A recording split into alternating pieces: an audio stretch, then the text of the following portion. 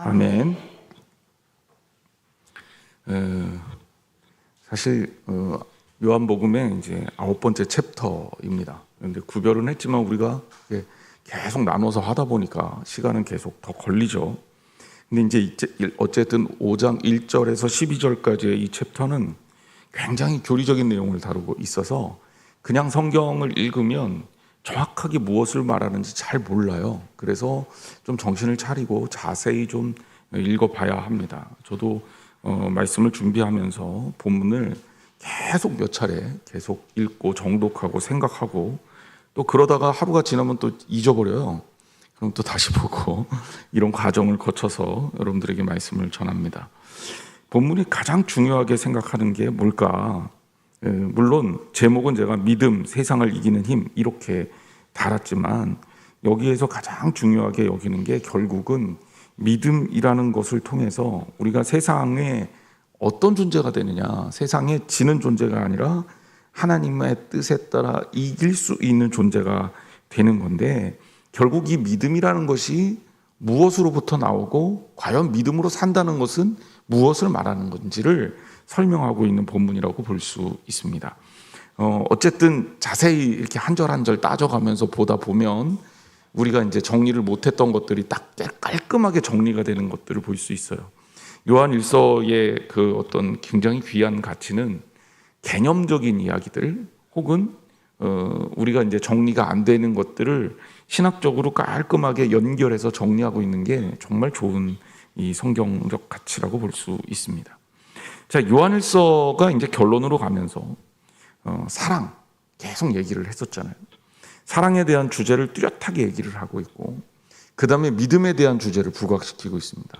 왜냐하면 믿음이라는 주제를 부각시키면서 우리가 무엇을 믿는 거냐라는 것에 있어서 이단들과 차별화를 시키고 있습니다.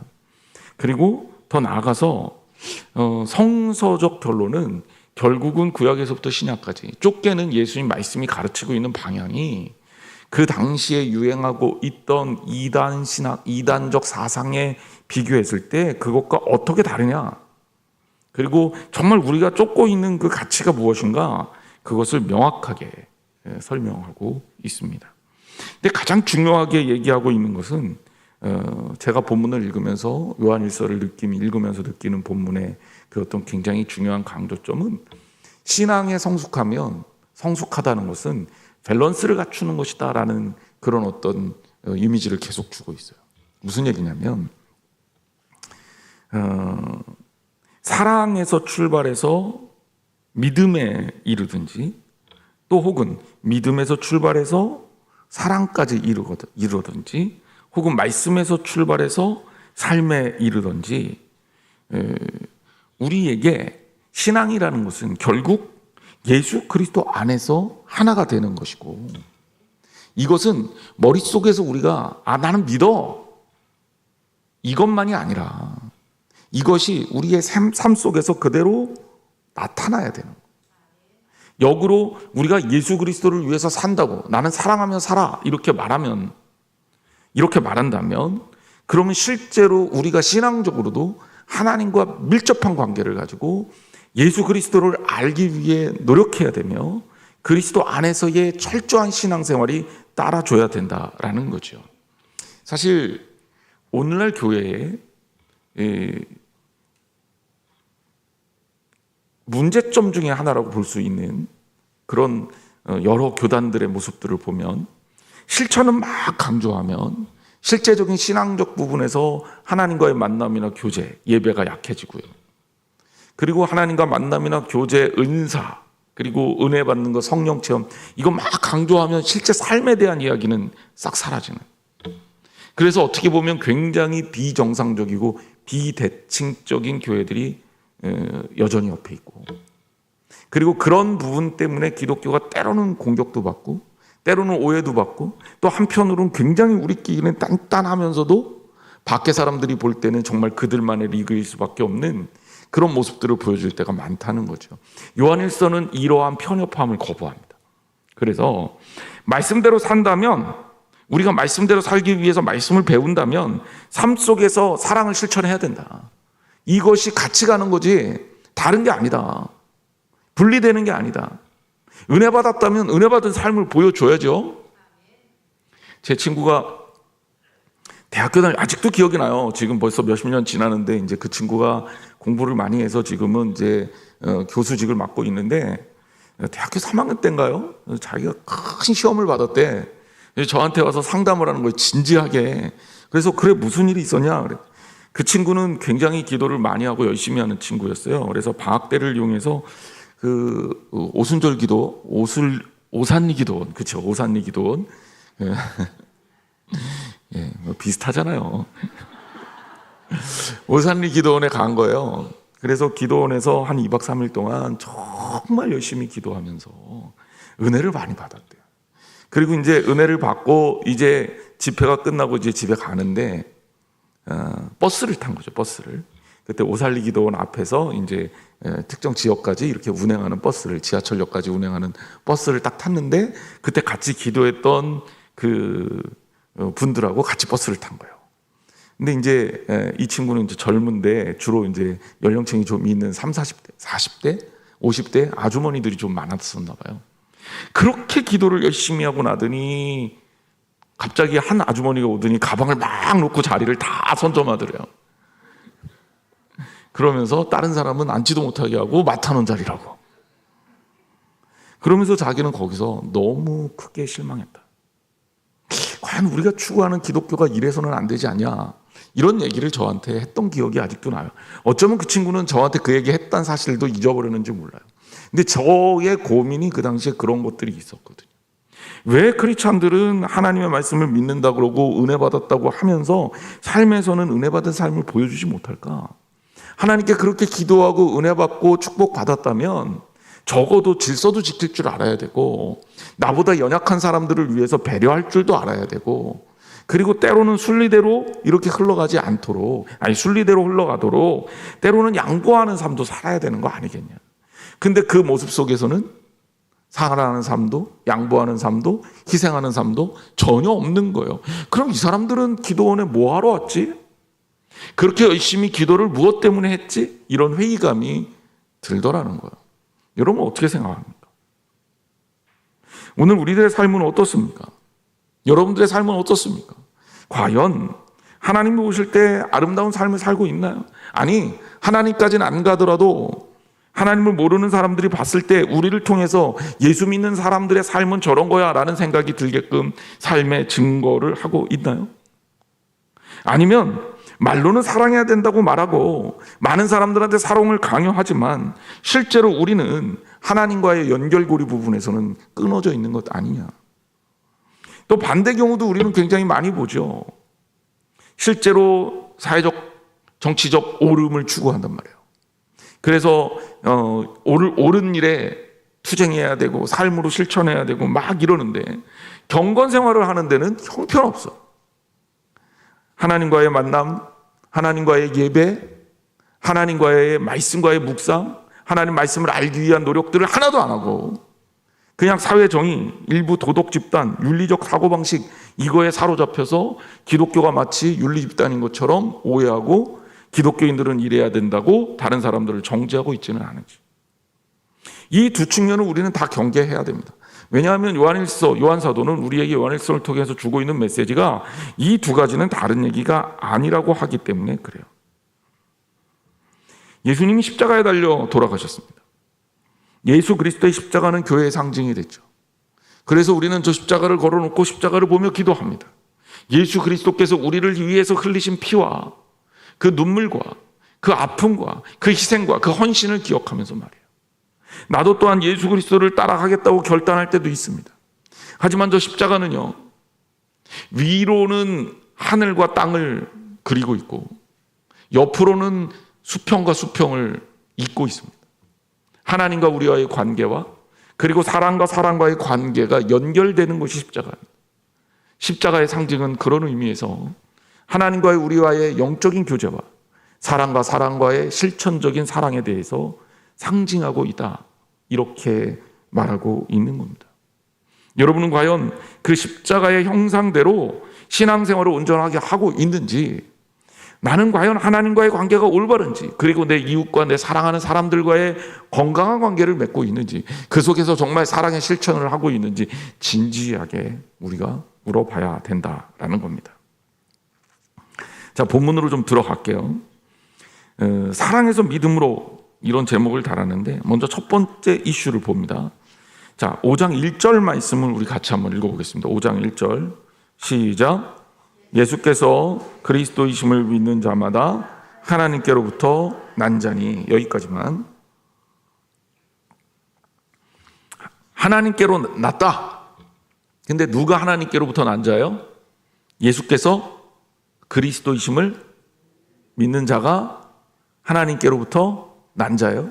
그러니까 믿음이라는 것이 어디로부터 증명되고 있어요? 믿음이 생활을 함을 통해, 내가 믿음을 가짐을 통해 나는 하나님의 사람이야 라는 정체성을 형성한다는 얘기입니다.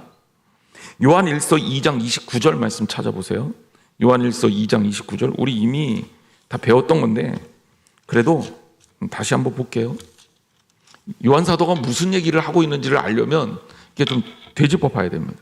29절 우리 같이 한번 읽어볼까요? 시작. 너희가 그가 의로우신 줄 알면 의를 행하는 자마다 그에게서 난 줄 알리라. 자, 여기서 그는 누구예요? 너무 어려워요? 그요? 그는 누구예요? 예수님, 예수 그리스도. 근데 예수 그리스도에게서 난 줄 안다라는 똑같은 표현을 썼어요. 그런데 어떤 사람이 의를 행하는 자마다. 자, 그러면 뭐하고 연결되고 있어요? 하나님께로부터 난 자, 그것을 아는 게 의를 행하는 자예요. 하나님께로부터 난 자, 그것이 그리스도임을 믿는 자마다요.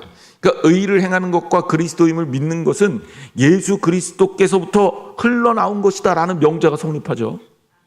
너무 어렵나요? 그럼 하나 더 보겠습니다. 요한일서 4장 7절.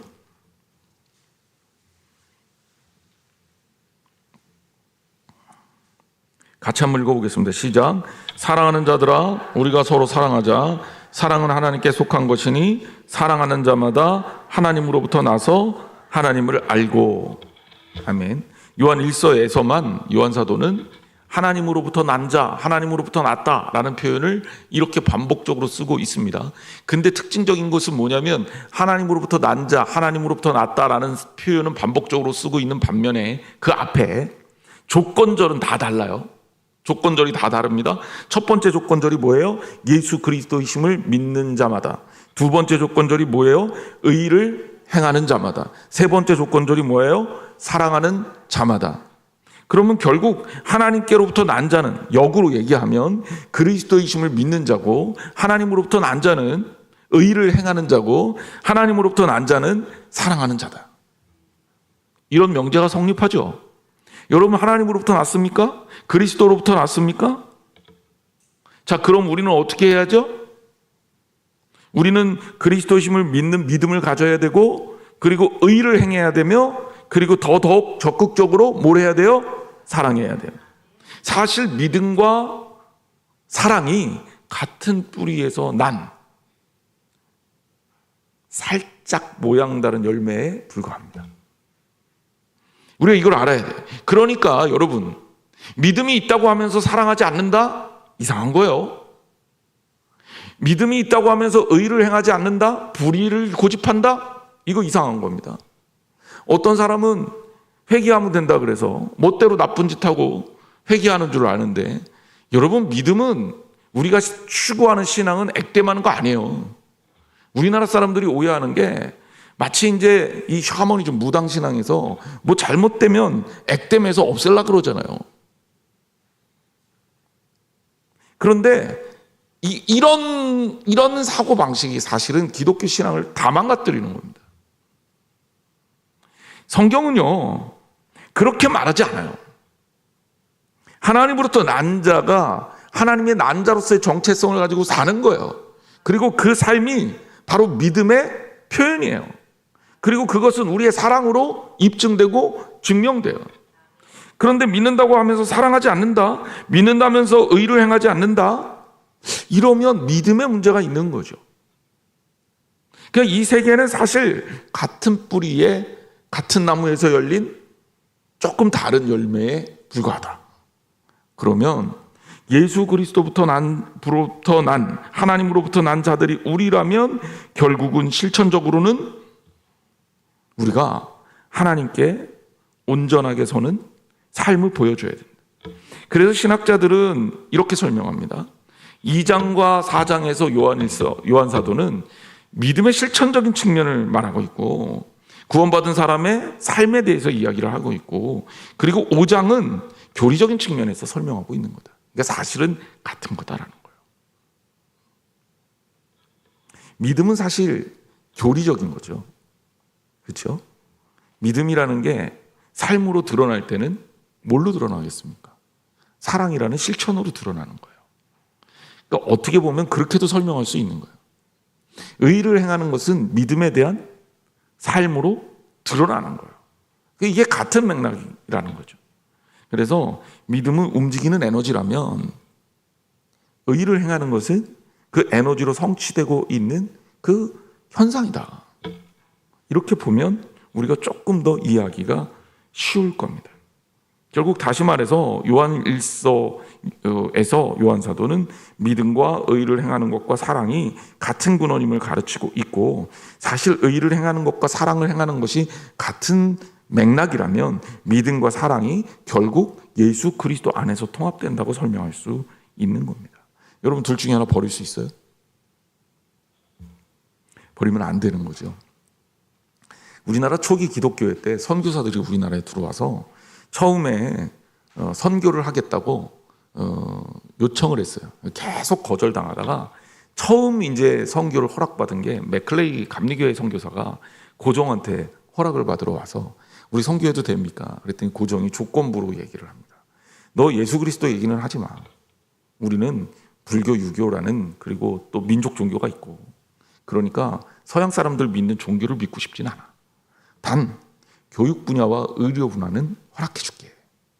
그러면서 교육 분야와 의료 분야가 먼저 허락이 됩니다. 그래서 우리 선교사들이 제일 먼저 와서 했던 게 뭐냐면 학교 세우고 병원 세우고 이런 거예요. 그 대표적인 병원이 이제 알렌이라는 사람 선교사가 장로교회 선교사였는데요. 알렌 선교사는 어떻게 했냐면 원래 미국 공사관에 주치의로 왔어요. 그러니까 공사를 담당하는 의사로 우리나라에 들어온 거예요. 그런데 이제 민영이기 갑신정변 때 많이 다칩니다. 이 다친 민영익을 알렌이 고쳐줘요. 그러면서 이 민영익이 서양 의술에 대해서 깜짝 놀라는 거예요. 그 민영익이 민비라고 요새는 안 하고 황후라고 얘기하나요? 민씨 황후라고 얘기하나요? 오빠잖아요. 그러니까 권력층하고 가깝단 말이에요. 그래서 병원을 세우겠습니다. 그게 이제 우리나라 최초의 서양식 병원인 광해원이에요. 그리고 그 광해원이 세워져서 그 광해원이 오늘날 세브란스의 전신이 된 거예요.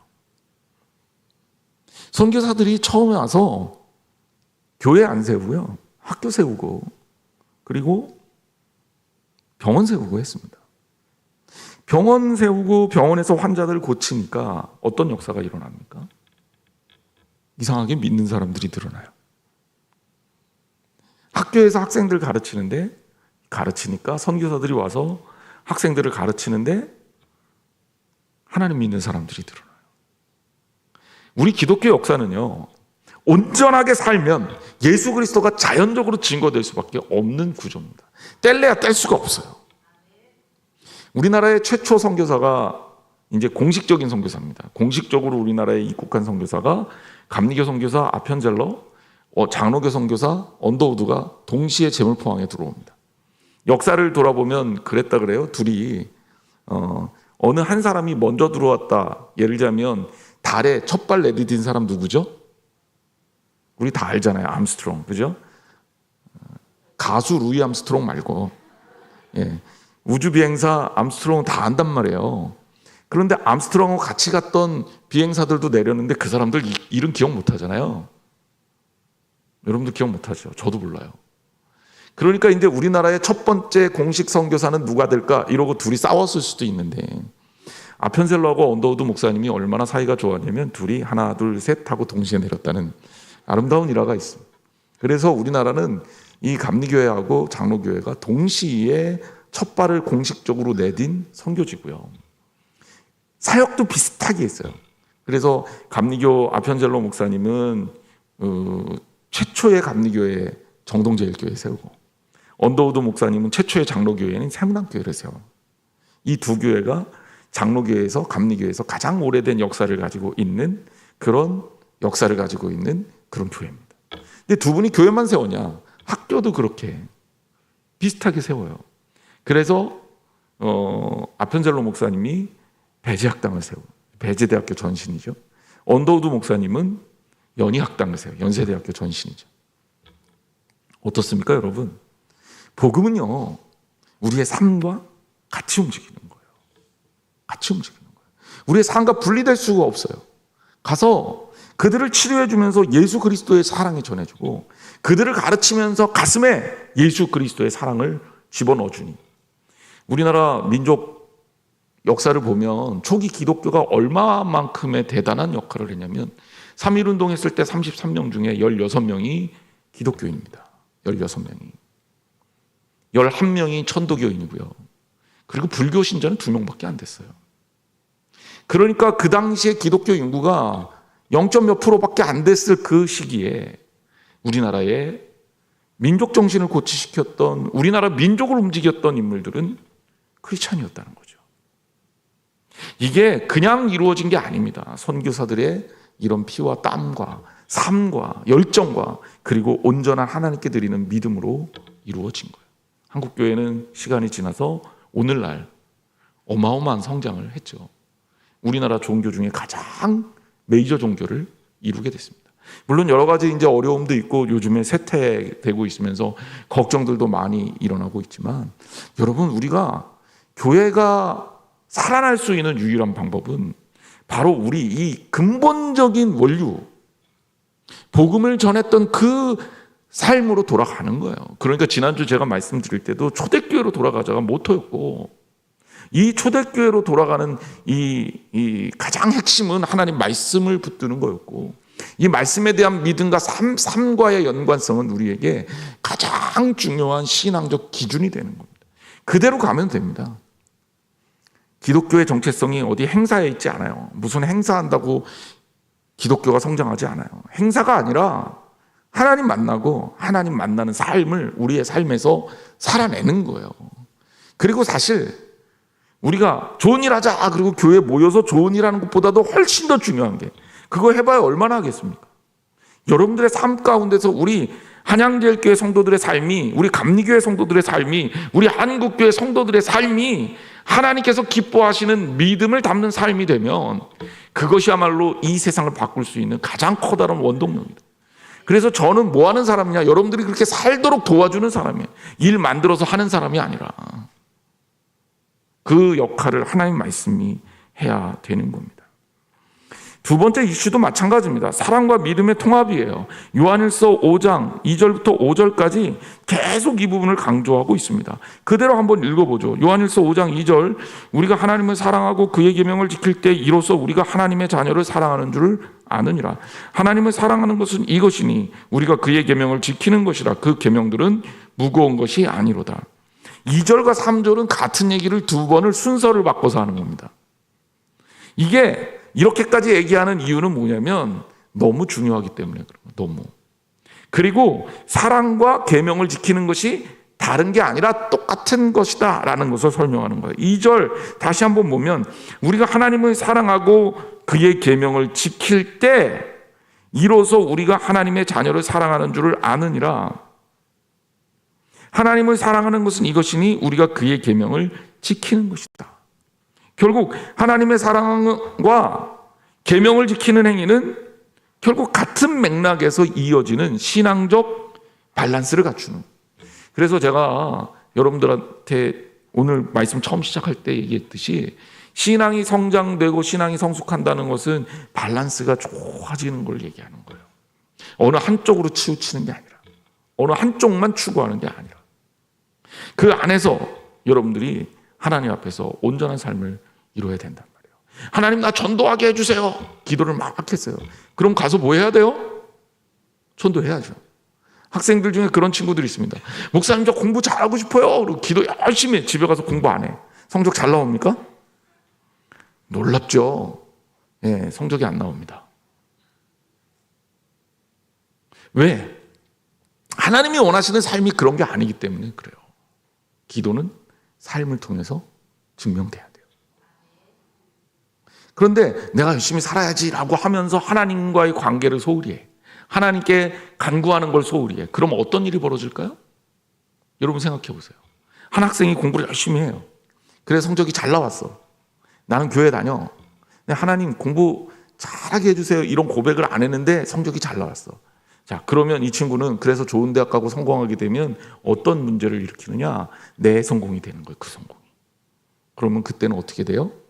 내 성공이 신앙적 성공과 상관이 없어요. 그러면 그 성공은 나를 교만하게 만들고 나를 병들게 만들고 나를 망가뜨려요. 그러니까 이 밸런스가 잘 잡혀야 되는 거예요. 맨날 기도, 하나님 나 공부 잘하게 해주세요 기도하고 실제 가서 공부는 하나도 안 하는 학생은 어떤 일이 발생되느냐? 믿음이 거짓말이 되는 거예요. 그러니까 우리도 마찬가지예요. 여러분이 진정으로 하나님 앞에서 온전한 크리스찬이 되고 싶으면 온전한 크리스찬으로서 삶을 살아야 돼요. 그리고 전도자가 되고 싶으면 전도를 해야 되는 거예요. 말씀에 대해서 깨닫고 싶으면 말씀에 대한 깨달음을 달라고 기도만 할 게 아니라 성경을 읽어야 되는 거고요. 기도하지 않고 성경을 읽으면 백날 읽어봐야 세상 지식하고 똑같아지는 거예요. 그러니까 이 밸런스를 잘 지켜나가지 않으면 안 된다는 거예요. 결국 요한을 쓴 사도 요한 사도는 우리한테 그 얘기를 하는 거예요. 하나님을 사랑하고 그의 계명을 지킬 때 비로소 하나님의 자녀를 사랑하는 줄을 안다. 하나님을 사랑하는 것은 그건데 우리가 계명을 지키는 것이 하나님을 사랑하는 거다. 자, 그리고 하나 더 얘기를 하죠. 계명을 지키는 것이 무겁다, 가볍다? 가볍다. 이게 왜 이 이야기가 나왔느냐 하면 당시에 유대인들은 하나님 계명 지킨 게 너무 어렵다고 생각했어요. 얼마나 어려운지 예를 들어 볼게요. 안식일을 기억하여 거룩히 지키라는 10계명 중에 5계명이죠. 4계명인가요? 막 헷갈린다. 4계명 같아요. 맞죠? 네, 4계명일 거예요. 아니면 고치면 돼요. 네, 여러분들이 숫자는 중요한 게 아니니까. 목사님 10계명 순서도 몰라요. 그럴 수 있어요. 까먹거든. 산지 언제 헷갈려요. 근데 4 같아. 맞을 거예요 아마. 자, 안식일을 기억하여 거룩히 지키라는 하나님의 계명을 만약에 여러분들하고 저하고 지킨다고 생각해 보세요. 그러면 어떻게 해야 됩니까? 안식일이 언제예요? 알아야 되겠죠. 안식일이 언제예요? 토요일이에요? 제가 몇 번 알려드렸었는데 정확하게 유대인의 시간 개념을 알아야 돼요. 그거 모르면 우리 안식일 못 지켜요. 금요일 날 해 떨어지면 안식일 시작, 그리고 토요일 날 해 지면 안식일 끝. 이게 안식일입니다. 이게 안식일이에요. 여러분 그냥 안식일 토요일이다 이렇게 착각하는 거예요. 그거는 함부로 잘 모르는 사람들이 하는 얘기고, 유대인들은 그래서 금요일 날 오후를 안식일을 맞이하기 위해서 금요일 날부터 준비를 철저하게 합니다. 뭐 하겠어요? 안식일 날 뭐 하면 안 돼요? 음식 만들면 안 돼요. 그럼 음식 미리 해놔야 되겠죠. 안식일 날 가게 열면 돼요, 안 돼요? 안 돼요. 그럼 가게 문 닫아야 되겠죠. 그렇죠? 안식일 날 여행 가면 돼요, 안 돼요? 안 돼요. 근데 그러면 집안에만 있어야 돼요? 어떻게 생각하세요, 여러분? 집안에만 있어야 될까? 안식일 날 여행 가면 안 되니까? 먼 데 가면 안 되니까? 집안에만 있으면 우리가 집안에만 어떻게 있어요? 그렇죠? 안식일에 일하면 안 된다 그랬으니까 일의 개념이 또 뭐예요? 어떤 건 일이고 어떤 건 일이 아닌가? 음식 만드는 건 일이고요. 그리고 안식일 날도 뭐 먹어야 되잖아요. 식탁 차리는 건 일이 아닐까? 그리고 아까도 얘기했지만 여행 가는 거는 일인데 안 돼요. 그러면 아예 못 움직일 수는 없으니까, 안 움직일 수는 없으니까 움직이는데, 그럼 어디까지 움직일 수 있을까? 여러분 쉬워요, 어려워요? 이게 유대인들은요 정말 수십 수백 가지가 돼요. 안식일 하나 지키려고 하더라도. 예로 들어서 860m 이상 나가면 안 돼요. 집에서부터 860m 이상 나가면 안 돼요. 재야 돼. 860m를 재서 여기까지는 나가도 되는데 그 이상 나가면 큰일 나. 안식일 어기는 거예요. 안식일 날이요, 음식을 만드는 건 안 되는데 준비된 식사를 먹는 거는 허용이 되고요, 음식을 차리는 건 일이 아니에요. 허용이 됩니다. 안식일 날 서재에 있는 책을 꺼내서 읽는 거는 허용이 돼요. 그런데 누군가에게 책을 선물한다거나 사인을 해주면 그러면 문제가 돼요. 제가 알고 있는 안식일 법만 해도 이 정도인데 이게 별것도 아니잖아요. 근데 이런 규례들이 엄청 많아요. 근데 안식일 법만 있습니까? 사람 관계에서 일어날 수 있는 모든 일에 대한 법이 다 있어요. 그러면 여러분, 이거 지키려면 어떻게 해야 돼요? 지키려면 어떻게 해야 됩니까? 지키고 싶어도 몰라서 못 지키는 거예요. 몰라서. 제가 처음에 미국 가서요, 운전을 딱 하는데 제일 당황한 게 뭐냐면 좌회전 신호가 하나도 없어요. 좌회전을 못 하겠어요. 그 좌회전을 어떻게 해? 야, 이거 미국 와서 좌회전 못 하는데, 미국은 벌금도 써야 되는데 좌회전 못 하고 계속 가는 거예요. 여러분 웃죠? 가서 한번 당해봐야 돼. 진땀이 막 나기 시작합니다. 언제 좌회전하지? 다른 차들을 보니까 근데 좌회전을 하더라고.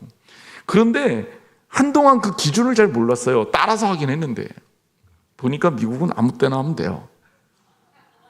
좌회전이 무조건 다 비보호예요. 안 된다고 하면 표시 안 돼 있으면. 그거를 제가 한참 후에 알았지 않습니까? 힘든 일이더라고요. 그러니까 제가 거기서 깨달은 게 뭐냐면, 법이라는 거 지키려고 하는 의지에 따라서 지켜지는 게 아니라 법은 알아야 지키는 거예요. 그러니까 율법이라는 거 지키는 게 무거워요? 가벼워요? 무거워요. 엄청 무거워요. 예수님 당시에도 무거웠고 요한이 이 편지를 쓸 당시에도 너무너무 무거웠어요. 그러니까 이방인들이 얘기하는 거죠. 이방인 기독교인들이 얘기하는 거죠. 저 율법 못 지키겠어요. 요한 사도가 그들에게 얘기하는 겁니다. 주님이 원하시는 율법을 지키는 건 그런 거 지키라는 게 아니야. 자, 예수님한테 율법사가 물었어요. 계명을 지킨다는 게 뭡니까? 예수님이 대답합니다. 하나님을 사랑하는 거고 내 이웃을 사랑하는 거야. 이게 큰 두 계명이야. 이게 뭐예요? 이 사랑이 율법의 근본이에요. 예수님은 우리에게 무엇을 말씀하신 거냐면, 율법의 무거운 각 조항들을 지키라고 얘기하신 게 아니라 율법의 근본을 생각하고 지키라는 거예요. 그 율법의 근본이 뭐예요? 사랑이에요. 그러니까 여기 계명을 지키는 것이 사랑하는 것이다 라는 얘기는 결국 같은 얘기를 두 번 반복한 거예요. 왜? 초대교회 교인들이 사랑하는 거하고 계명을 지키는 걸 다른 것이라고 생각했기 때문에. 하지만 본문에서 말하고 있는 바는 결국 사랑하는 게 계명을 지키는 거야. 왜? 계명은 하나님을 사랑하고 우리의 이웃을 사랑하는 것, 그 사랑으로부터 사랑을 잘 지키기 위해서 만들어진 법이니까. 그러니 우리는 율법을 외울 필요는 없지만 율법을 제정한 정신은 기억할 필요가 있어요. 우리에게 구약은 딱 그거예요. 그러니 여러분, 하나님 말씀을 붙들고 율법적 조항에 관심을 갖기 전에 우리가 하나님 앞에서 지켜야 될 기본을 지키란 말이에요. 제가 지지난주에도 그런 얘기했지만, 하나님 앞에 드리는 헌금이요, 얼마를 드리면 하나님 받으실까요? 이런 질문을 하는 게 굉장히 인간적인 질문이에요. 그럼 하나님 뜻하고 상관없어요. 하나님이 받으시기를 원하는 것은 돈이 아니라 우리의 삶이고 우리 자신이며 우리의 마음이고 우리의 진심이란 말이에요. 그럼 하나님 앞에 최선을 다하면 되는 거예요. 환경이 너무 어려워. 내가 헌금을 할 수가 없는 상황이야. 그러면 어떻게 해요? 그런 분들은 안 하셔도 돼요. 못하는데 어떻게 해요? 수입이 없으면 못하는 거지. 억지로 그런 분들이 뭐 훔쳐서 합니까? 뭐 사기쳐서 합니까? 그럴 수는 없잖아요. 그 마음, 하지만 그렇게 못 드리는 그 마음, 그 아픈 마음을 하나님께서 받으시도록 내 삶을 하나님께 드리란 말이에요. 그게 헌금의 개념이에요.